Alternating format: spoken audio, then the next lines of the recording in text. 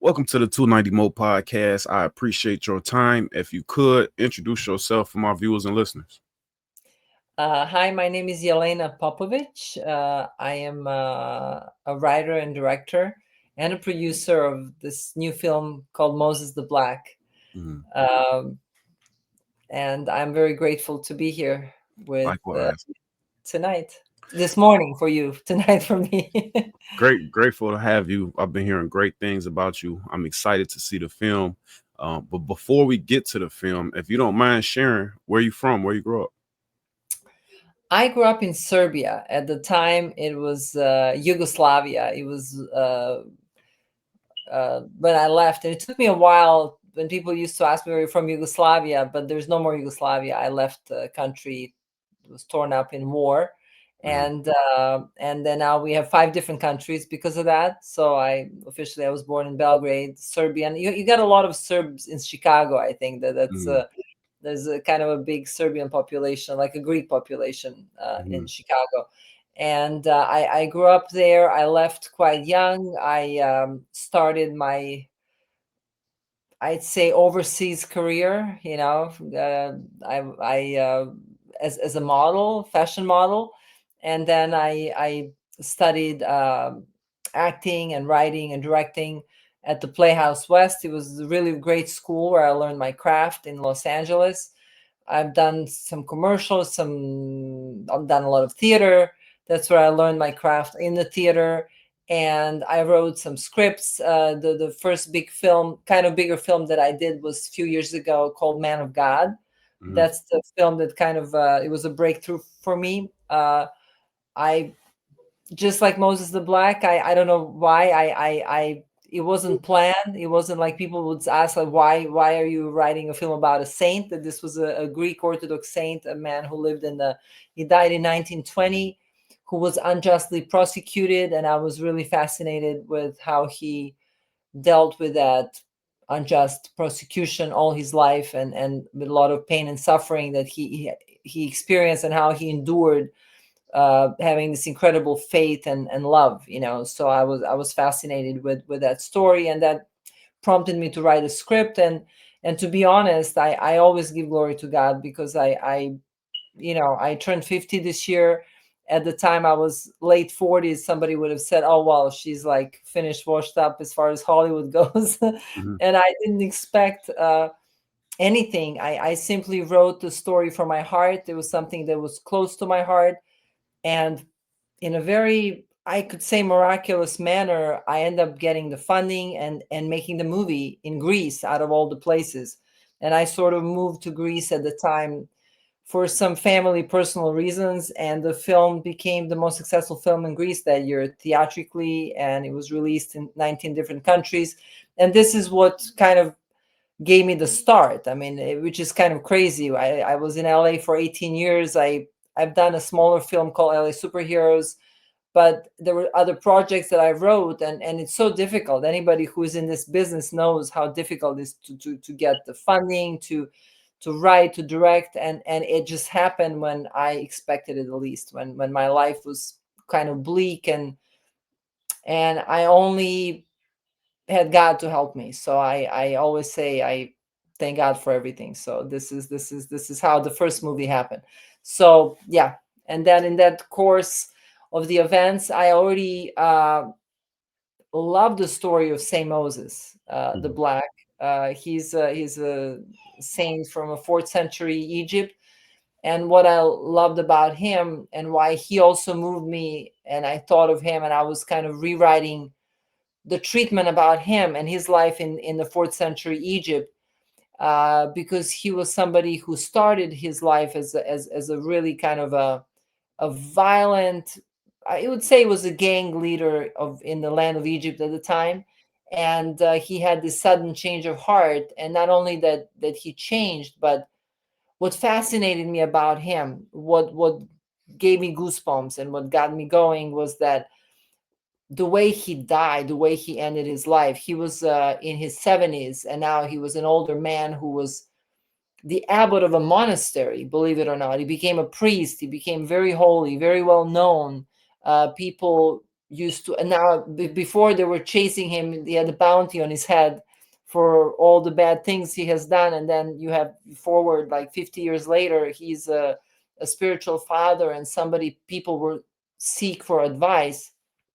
And then one day he was with his disciples, and he just stood up and told everybody that they have to leave because the robbers were coming to raid the monastery and they're going to kill everybody. And his disciples, knowing that this man was really holy at this point, his life wasn't just saying that, they said, well, what about you, Abba is the father in Egypt, they call him. And he said, well, actually, I've been praying for this moment all my life. Because today I'm going to glorify the words of my Lord and my Savior, that who takes the sword must die by the sword. But you don't have to die with me here today. So I was really moved. And he actually died as a martyr with another 7 monks who everybody ran. But there were about 7 of these guys that were brave. And since they gave life to God anyways, they've been in the desert praying. All that's pretty much they were doing. They were ready. They were ready to go. So I just found that gave me chills. There's just there's one thing having faith, and another thing and reaching the level where you're no longer afraid of death. You're kind of free. When you talk about the freedom, when are we truly free? This is the subject that I kind of like, is when you no longer, nobody can enslave you, when you're, you don't, you just see only good, you only your own. There's a saying that Saint Moses, famous saying, that he says that the one who sees his own sins, he never sees the sin in another. But he has reached that level, and he became peaceful and holy, and he departed in glory. And I just was so blown away that I started to write treatment about him, about his life in Egypt, and things like that, because I felt just like a man of God, it would help people, hopefully, especially those that suffer, people that have gone through things, people that need encouragement, those that are forgotten, you see what I'm saying? And that's something that I really believe in. And I thought, well, if he could be a role model, like to me, he's a role model. So I felt like he could really, and this is a real person. And not only that, he's so well respected. I'm Orthodox, Serbian Orthodox Christian in our and this is not about religion, just in our church, you have his icons on the walls, even in the film, you'll see that, so Mhm. which is interesting, something maybe people are not aware of. There are churches that are erected in his name, and he's very well known. Mhm. And so yeah, so I was writing and rewriting, but interestingly enough, I felt, it's 4th century Egypt. There's certain information out there. Obviously, there are not too many details. So you have a freedom as a writer to kind of uh, put your own input in it. But I keep rewriting it, and even though I was super excited, something bothered me about the story. Like I'm kind of very honest with my work, and sort of hardcore, and I love the truth, a lot. That's what I did with Men of God, made it very truthful. I believe so. That's why it had an impact that it did.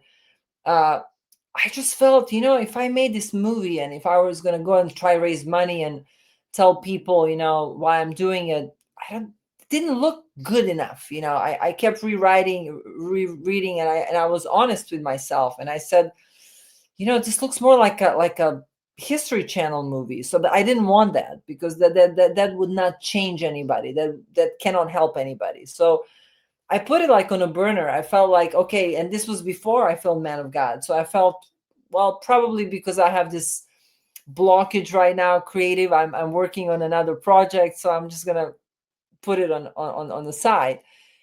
But then, as the time went by, it was kind of surprising that I still didn't get it. Something was off, and I, in my own way, I was like, because I love Saint Moses, I ask, well, if you really want me to do this, why I got to find a way?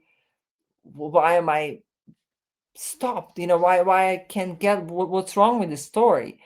And then I had an epiphany. I was at this place in Greece, and I literally saw, not to give away the film, but I saw like Chicago gangster, a funeral, shootout. I saw the whole thing, and I said, well, okay, well, if I tell a story of a gangster in today's world, and he has this mysterious connection with, say, Moses, then that's a movie. That's when I got excited, Mhm. and that was just the beginning, because then I had to come and meet some people from Chicago, because then I did that on purpose, because first of all, to ask if this is something that would help people, if this is something that uh, would be beneficial, and if somebody were to help me, because I needed to write a really authentic story of a gangster, a story that is not just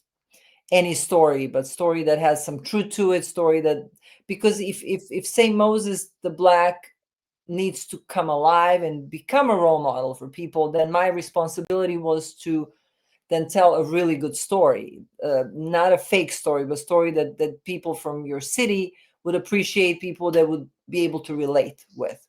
Mhm. And that's when I met a lot of the people that you have interviewed, and I believe it was just meant to be. I mean, and how I met Akeem, Barry, Reggie, how I met Bobby, how I met people that actually helped me, even though I've already had a outline, and I had some dialogue in the story, but I needed this guy, the lead character was so important, and it was really Reggie Akeem Berry that played a huge role. He's executive producer of the film, and he really, really.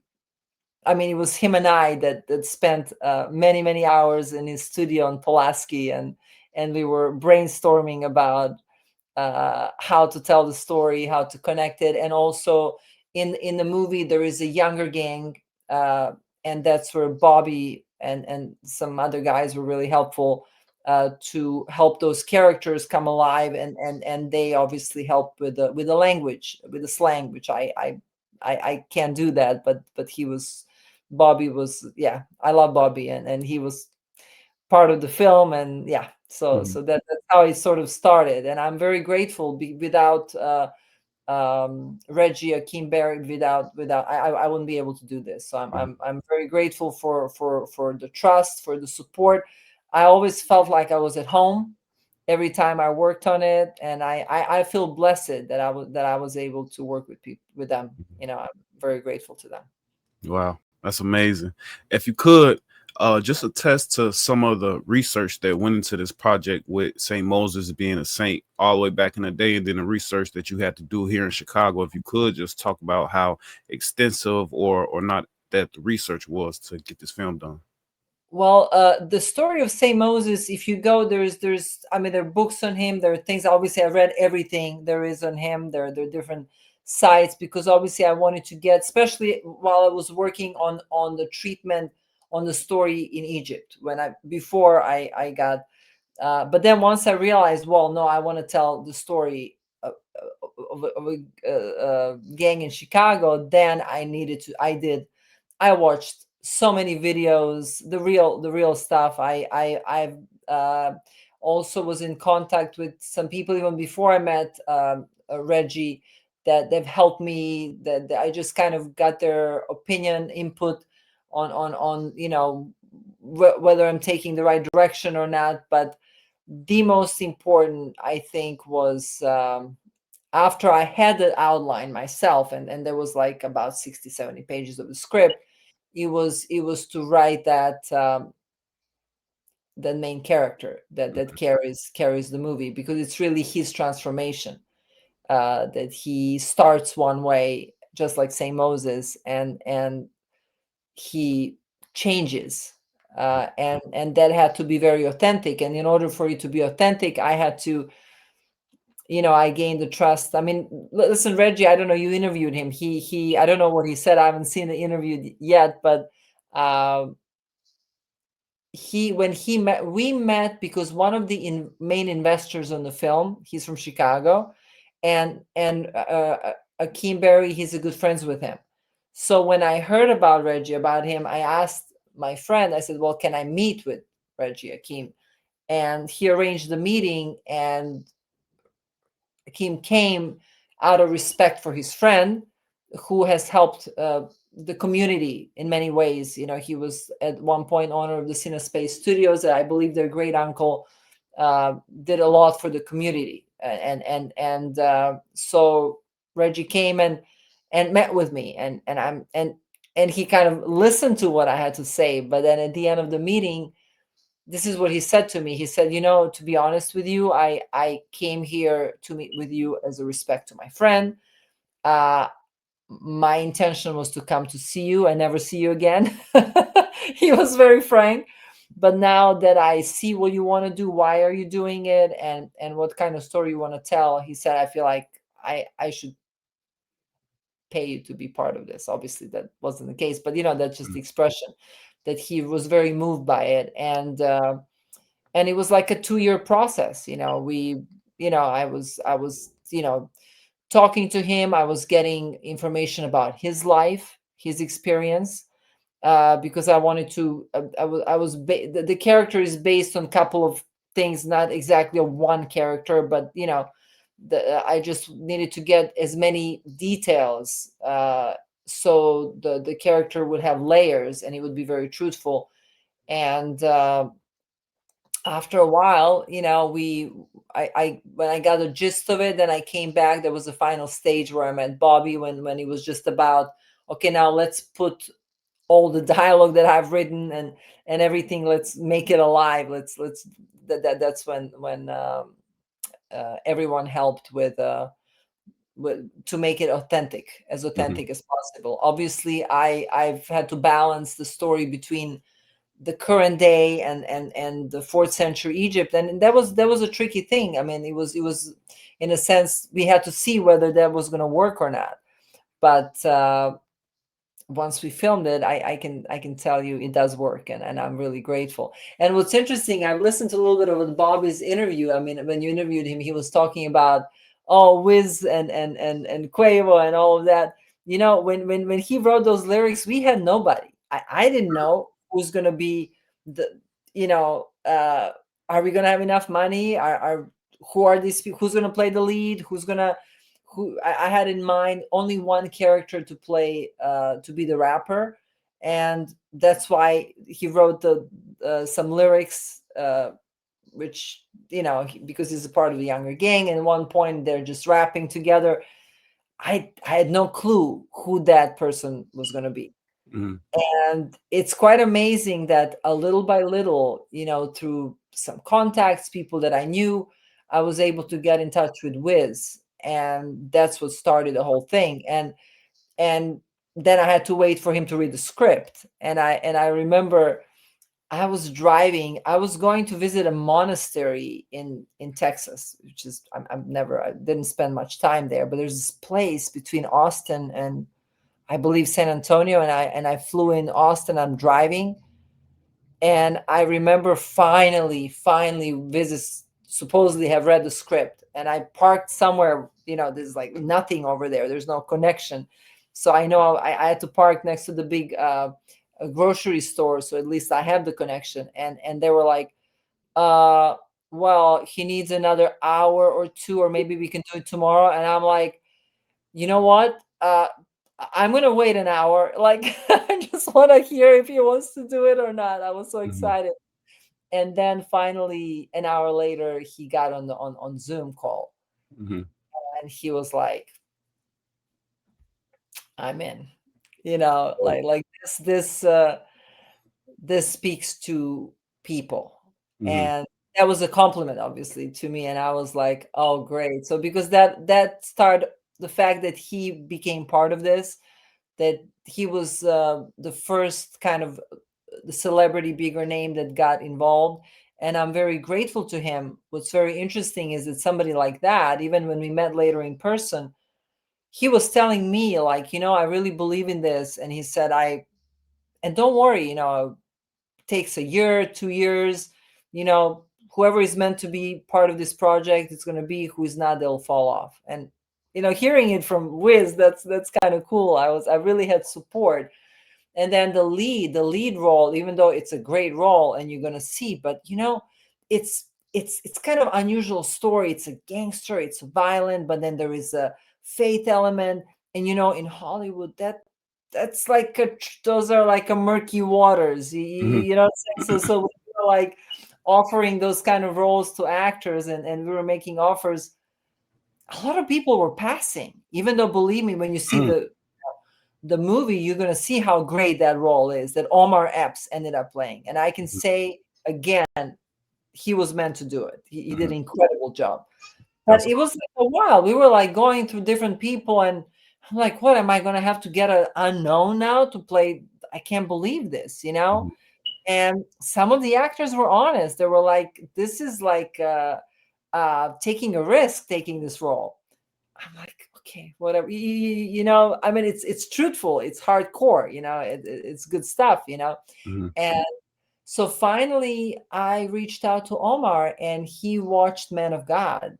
And what was very interesting, people would usually meet via Zoom, but I was in LA, and I'm like, let's meet in person. Why are we like, if we're in the same city, right? It's much nicer to see each other. And he requested to see me face to face. So I was like, great, I can actually meet Omar, and we can talk about it. So we met, and he really loved the film that I did. He was very impressed with my work, and he said, I just wanted to meet you. I wonder who made this film, Man of God. What got into you to make this? So he was kind of fascinated with that, and he said, I definitely want to do this. This is meant to be. And so somehow this project was, everything happened like that with this project. It had that, I'd say, a blessing on it, and I'm grateful that I was able to work with people. I mean, with people like that. Omar,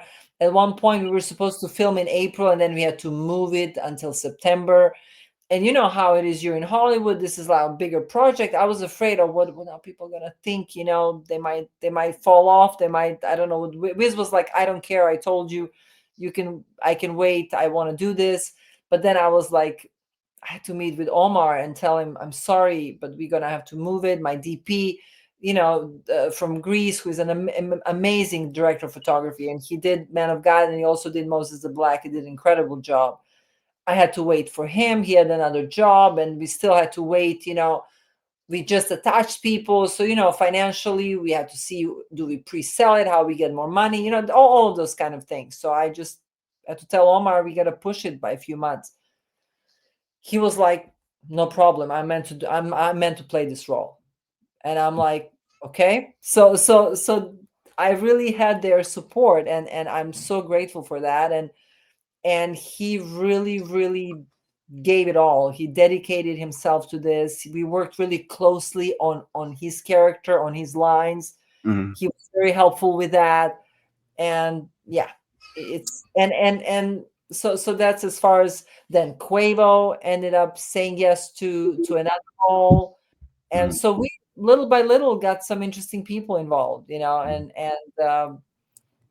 and it happened at the end. So that's the short version of it.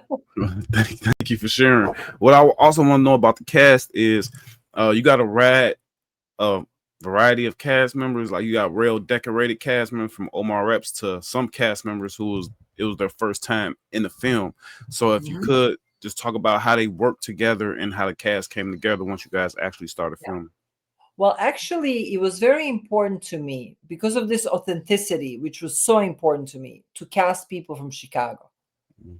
This is something that I kind of put my foot down. Like, I mean, there was some resistance on a few roles. When I say resistance, there were agents. There were, well, you have this actor we gave you, so you have to take another one. And I was like, I'm gonna cast people from Chicago because this is, and not only that, and especially this younger gang, I wanted at least two actors to be the real deal. Like, Mhm. not people, they're actors, but people that would bring the real life from the streets. And this is where Bobby came in, where John came in. And I rehearsed with them prior. The only thing I remember, I was like, guys, you got to memorize the lines, because I know Wiz is going to come in. He's super professional. He's going to know his lines. Skilla is going to know his lines. I'm like, I want you guys, So just make sure, because they haven't done this before, Mhm. And then when I was rehearsing, I mean, both of John and Bobby, amazing. Bobby is such a talent, He's like, he just, once he got the whiff of it, he was just flying, and then John rehearsed as well. And I must admit, and you'll see when you see the movie, that they brought the energy, like this whole young gang, Wiz, Skilla Baby, Ahmad Ferguson. He played one of the younger guys, and he's from Chicago, which is great. So I had three guys from Chicago, and I believe Skilla is from Detroit. Okay, Wiz is from Pittsburgh. But it was so important to bring that spirit, because otherwise, you know what I'm saying? To me, it was very important for people from Chicago to watch the movie and to say, this is real, this is the way it is. I would feel really kind of disappointed if somebody told me, "Oh, this doesn't look anything like Chicago," because if that's the case, then no one's going to care about St. Moses. Mhm. No one's going to care about that incredible story. So that was very, very important, and that's why I actually made that decision from the beginning, and Right. I stuck with it. I didn't, and also, as Corey Hendricks played a role, really amazing role, and he was incredible, absolutely incredible. I put my foot down. There was a lot of, they were coming in me with different actors from different places. I was like, no, I want Corey, and at one point I was just not responding to emails. Mhm. I just wanted, and also Kira, she ended up playing the female lead. She's from Chicago, so I think people were happy. I mean, what I heard, I don't know. This is the first film that I made in Chicago, but what I heard from the actors, they were really grateful, because many times people come and they don't really use actors from Chicago. They kind of, that's what I heard. I don't know. They come in, they make a movie, they leave, and then everybody's from somewhere else. So people really appreciated the fact that I made an effort to use as many actors, or people that were not acting, but they did a great job, and now they will probably uh, be pursuing that career Mhm. on the big screen. Yeah, yeah, for sure. We get that a lot in the city. And what I think it is just be that disconnect. You know what I'm saying? When you don't have anybody from here, um, like it might be a good movie, it might be good artistically, but you had that disconnect with the city just because the lingo's off.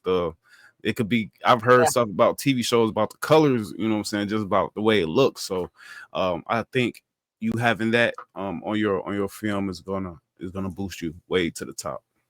No, that's why I'm super grateful to John, Bobby, number obviously Reggie Akimberry. He's Yeah. like a Real family. historian. Yeah. You He's, know what I'm saying? he's incredible. He's just incredible, and I'm very, very grateful that you know Yeah. we were able to do this. Yeah. I think me and brother Hakeem talked for almost 3.5 hours. So I'm still working to get Isn't that he out. amazing? He's got so He's much information. just a great, great, great, Now, great person. I feel blessed to be in his presence. as we build up to the release of the film, what's the message that you hope people take away from this? It's about getting out. I had to ask myself first, as a director and a writer, at one point I asked myself honestly, why is this so personal to me? What is this for me? Because you have to, if you're doing something, I believe that good films, good writing is when you put yourself in it, Mhm. something that you personally understand. Even if I'm not living in Chicago or not having the same kind of lifestyle, I know what the struggle is. I believe me, yeah, for me it was about getting out, Mhm. about that. I think that's what I got, that's what connected with me, and I hope that this film will help people to feel that no matter how hopeless you feel, or you feel that there's no way out, that actually there is, that there is always way out, and that uh in the eyes of God, every soul is valuable, Mm-hmm. and precious. So we all have our calling, the reason why we're here. Sometimes we don't understand things. We cannot understand everything. There's a lot of suffering in this world, a lot of injustice, but uh if we're close to God, like say Moses the Black was, I think that one way or another we'll figure out why certain things happen, and not only figure it out, but see ourselves on the other side of the fence, and be able to look back and say, hey, listen, I with the help from above, obviously, I was able to transform whatever the problem is, whatever we all have something that we would like to change. We all have dreams and aspirations, and I just hope that it will give people hope, Mm-hmm. that there is especially, there's always not only a second chance, there's a third chance, there is fourth chance. It's all about, we all fall, but it's all about getting up, Mm-hmm. and and not giving up on hope, and there is there is always a way out of any kind of difficult situation. And I believe that I'm sitting here talking to you thanks to my faith, first of all, and I've seen things like that, and I speak from experience, not just from reading a book or Mm-hmm. something like that. For sure, for sure. I appreciate you joining me. Before you leave, if you could just talk about if you could share how's post production been going, and when can we expect to see this movie in theaters? Okay, well, I post production is going great. I'm working with the same team that I did on Man of God here in Greece.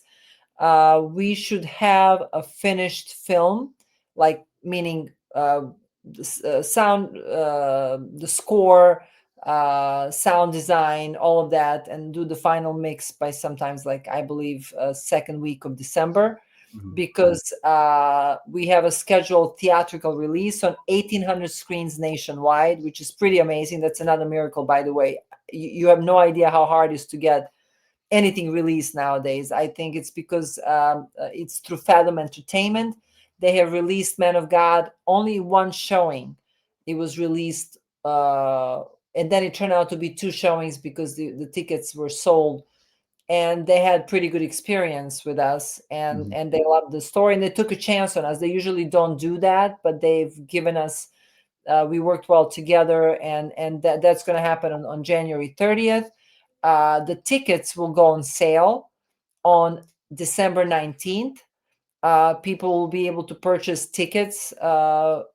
It'll be in all the cities throughout the US, so you can purchase tickets either at it's called Fathom Entertainment, or you can go to AMC or Fandango. Film is called Moses the Black, and you can follow us at Moses the Black Movie. That's our uh, page, Instagram. Uh, so our social media. So I hope that uh, that that you will like it, that people from Chicago will like it. That's kind of my, Yeah, that would I'm make me happy. I'm I don't, definitely. if somebody else doesn't like it, fine, but that's kind of, to me, because I feel like a family, with so many of these wonderful people. They've put trust in me, and they've helped me uh, Mhm. make it happen. Yeah, I'm definitely excited to see it. You know what I'm saying? Just from the story, from the people involved, like everything I've been hearing about it, I'm excited to see. Um, Also, I want to say thank you for coming on. You know what I'm saying? Sharing the story, Yeah, sharing the movie, sharing the cast with me. I'm gonna buy a ticket. I'm gonna be at the premiere. same houses. I, I don't know if I'm gonna be on the red carpet or on the other side with a camera, but you know what I'm saying? I'll be there. You know what I'm saying? Of To support. course, of course, you absolutely. That would be. We still don't have the. it's just really pressed with timing. You know, it's Mhm. amazing. First you're like, is this ever going to happen, or it's just going to fall apart like many projects? And then when it happened, it was so fast, and then release is January 30th, and then you have to deliver the film, and that's why we still don't have the date for the premiere, but we will soon. So obviously I'll Yeah, let you know, and yeah. that'll be Well, we'll definitely keep our eyes peeled. Enjoy the rest of your evening. It was great thank you talking to so much. you. Can't wait to talk to you again.